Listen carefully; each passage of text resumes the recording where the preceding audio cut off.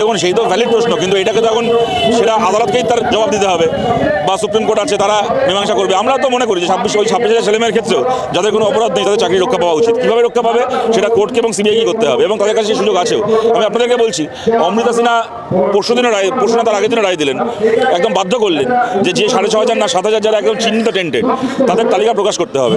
এ তো সিবিআইয়ের জমা দেওয়া তালিকা, সেটাকে প্রকাশ করতে হবে।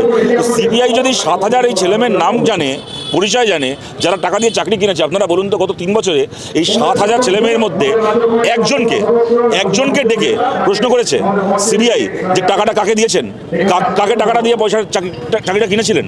একটা বারের জন্য প্রশ্নটা পর্যন্ত করেছে সিবিআই কোনো চেষ্টা করেছে এদেরকে খুঁজে বার করার, যারা চোর তাদেরকে খুঁজে বার করার? সুতরাং একদিকে আমি জানি কারা টাকা দিয়ে চাকরি কিনেছে, কিন্তু তাদেরকে আমি জিজ্ঞাসাটুকু করবো না যে তুমি টাকাটা কাকে দিয়েছিলে।